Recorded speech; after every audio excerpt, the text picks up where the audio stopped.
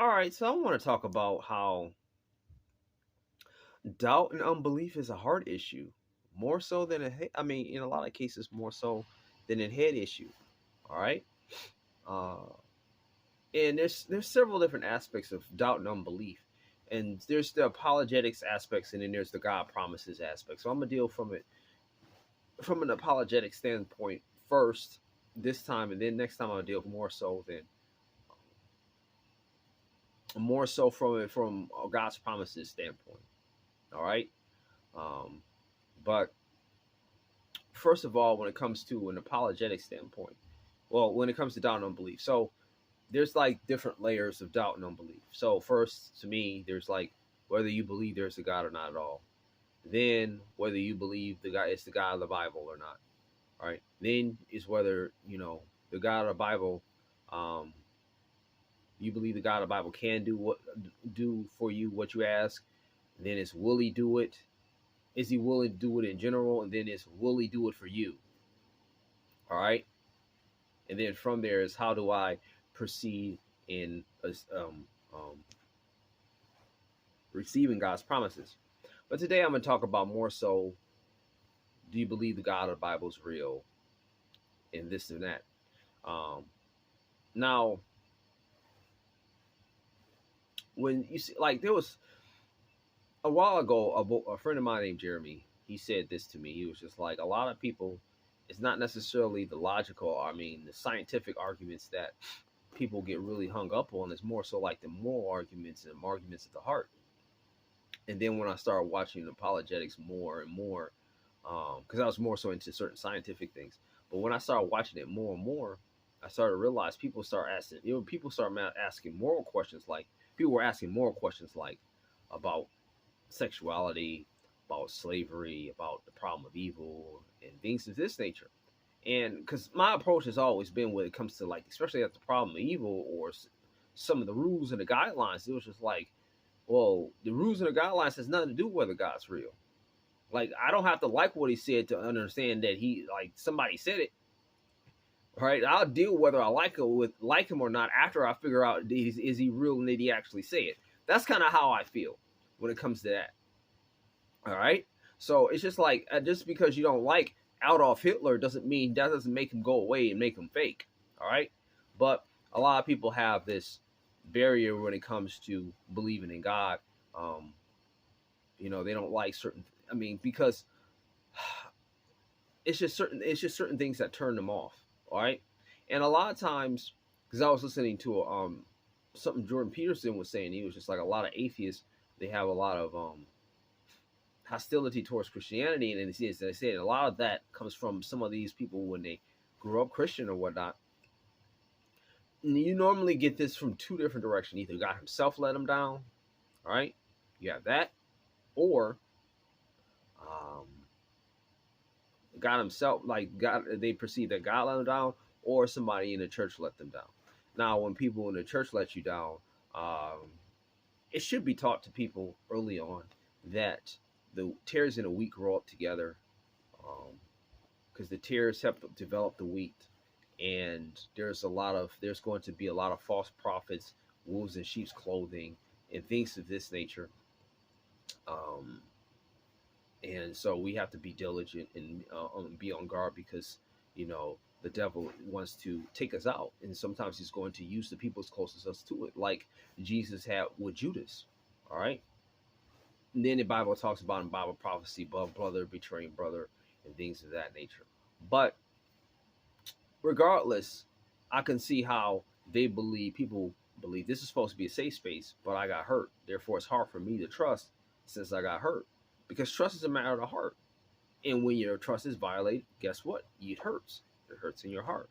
And you have to, and then when it hurts you in your heart, I mean, when something hurts, when something hurts you, you need to heal.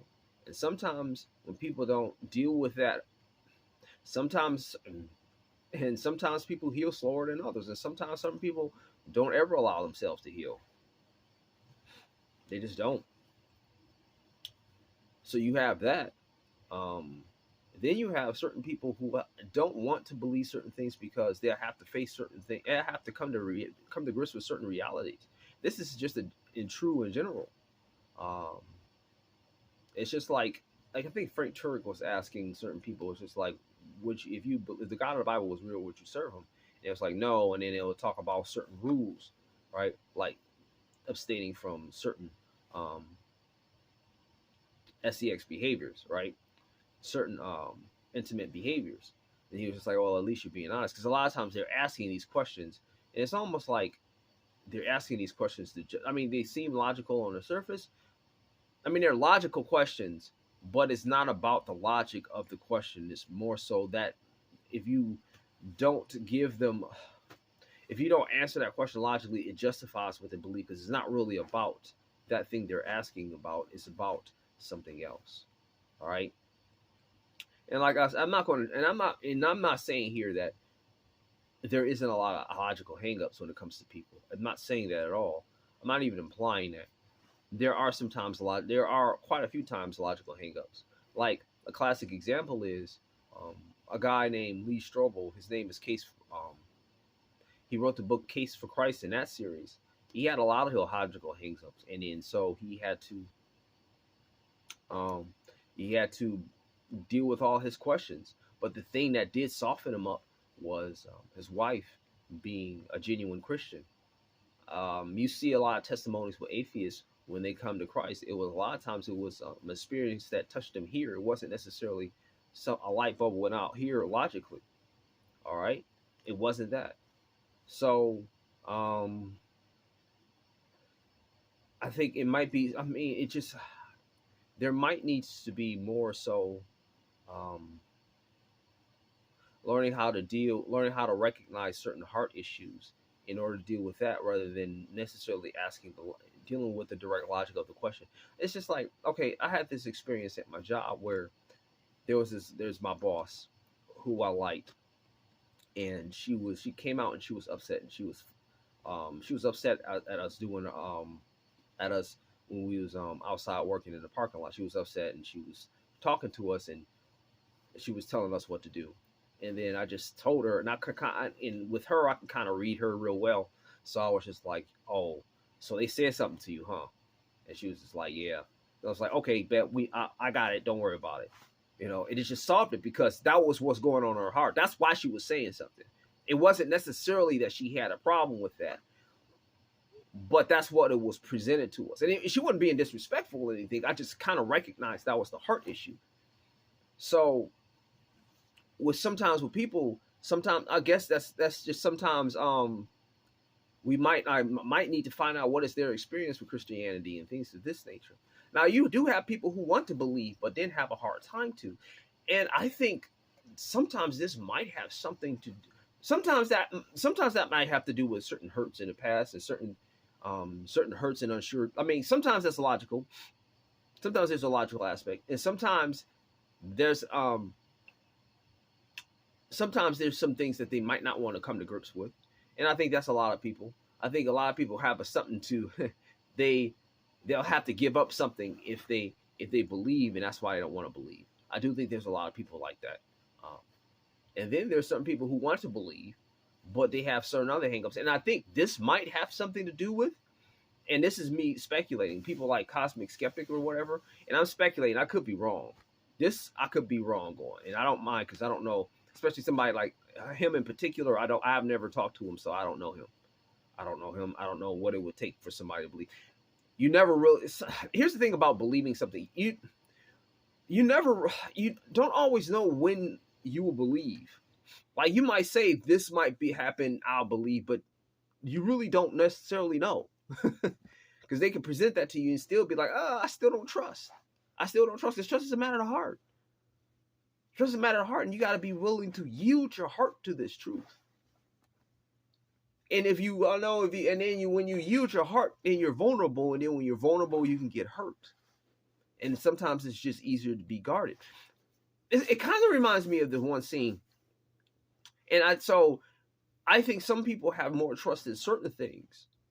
So they trust that certain thing more than they trust the gospel. That's why they probably won't rely on the gospel. Okay, it's kind of like, or certain people trust mainstream scientists.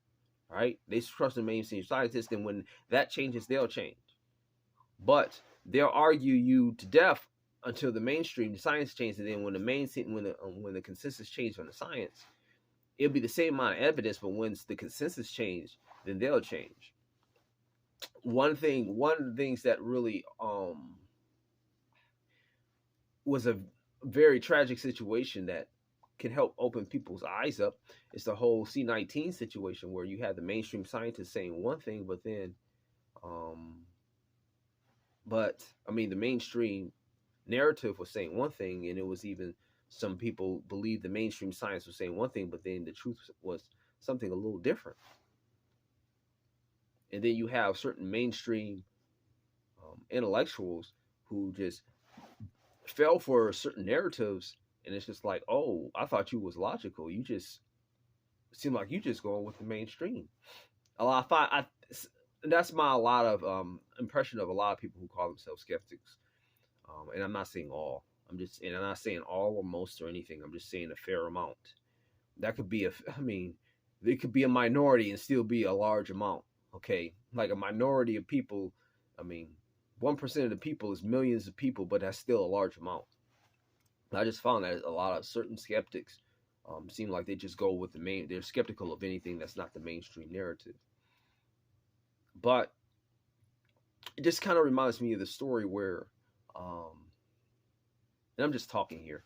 This kind of reminds me of the story where, I mean, the scene in Spider-Man where there's this boy in a car. It's in like Andrew Garfield's Spider-Man. I forget which one.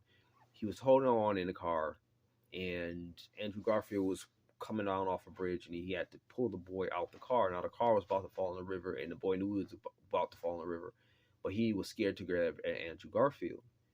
But but the boy really had nothing to lose. But he had to percept but he felt secure. Like that car gave him a certain sense of security, which he didn't necessarily have improved Andrew Garfield to have. Therefore, he was still willing to hold on to that car, even though that car was going to fall into the ocean, and Andrew Garfield was his only way out. And if he didn't grab it, it would have been messed up. But that car gave him that sense of security, so he was just holding on to that car. And that's kind of how I think a lot of times when people are presented with a lot of evidence and they still don't want to believe, they're holding on. The thing that they're holding on is giving them a sense of security.